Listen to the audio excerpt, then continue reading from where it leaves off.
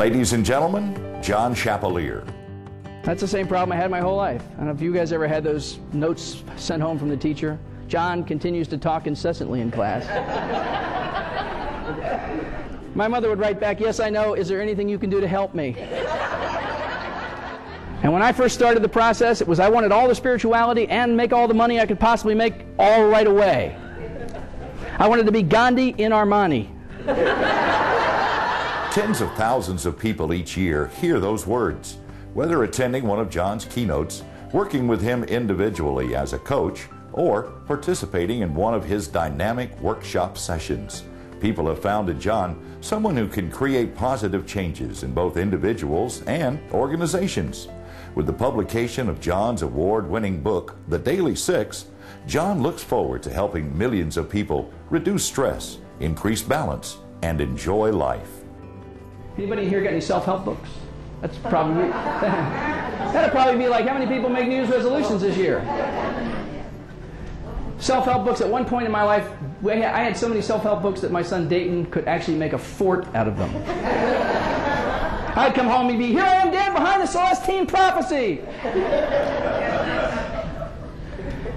And I'm not trying to deprecate books or tapes. I mean, heck, I got a book right outside. I'd be happy for you guys to buy a copy of it.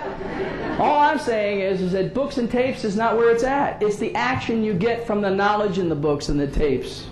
It's the behavior you change after reading the information in the books and the tapes. Small changes practiced consistently create dramatic results. Small changes practiced consistently create dramatic results. John, your keynote was everything we had hoped for. Excellent presentation. You had the audience captivated. What we want to do is the same thing that all of us have a chance to do every day. We have a choice in change the people or change the people. Those are our choices. We can either encourage them, develop them, nurture them, mentor them, or we can embarrass them, demoralize them. The easiest things are things like hold the door for someone. Hold the elevator door for someone. Now there's a thought that most people don't ever do. They get in, you push your button for your floor, and then what's the next button you push? Closed door, exactly. Boy, that came up pretty fast over here. The one thing I learned, to show you how self-focused I was, which probably shouldn't need a whole lot more talk here in this segment, but I learned in Washington, I spent almost all my life in Washington, D.C. In Washington, if you got in and pushed your floor and held the closed door button, it would go to your floor without stopping anywhere else. Don't write that down. Don't write that down. Your presentation to Meeting Professionals International was one of the best we've had in years. Your style and ability are an inspiration. I would definitely feel comfortable telling any meeting planner that you are a first-class speaker and educator. As a matter of fact, I wanted to get my life perfect. So once it was perfect, then I could be happy. All I wanted to do was get my ducks in a row. People, have you ever tried to get ducks in a row? That's about how hard it is. It's about... I don't even know who thought that phrase up. I just want to get my ducks in a row. I know I thought it up. As soon as I get these ducks in a row, boy, life's going to be good. Everything's going to be smooth. Kids are going to love me. Your job, and this is true for anyone in a management or a supervisory position, your job is to ensure the success of the people who work for you.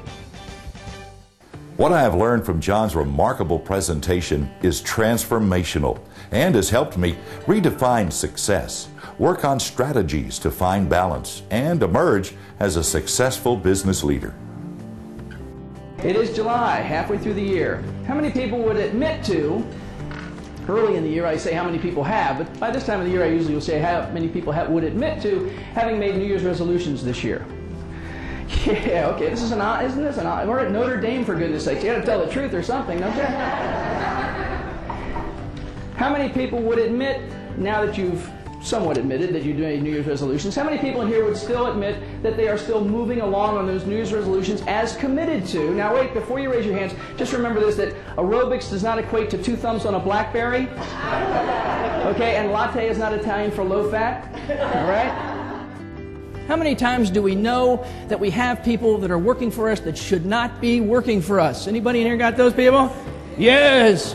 At the end of my seminars, we chant, "Fire them, fire them, fire them." Exciting, funny. Get your people to him now. John's presentation is wonderful, filled with warmth, wisdom, and stories. This is a beautiful presentation. It flows and connects on so many levels. Don't live beneath your dreams. We all have the right to live the life of our dreams. So if we stop waiting for our lives to get perfect, to be happy, we can do that. And we now have the answer to what do we do when more is not enough? We change our focus. Because I guarantee you, if more is all you're shooting for, more will never be enough.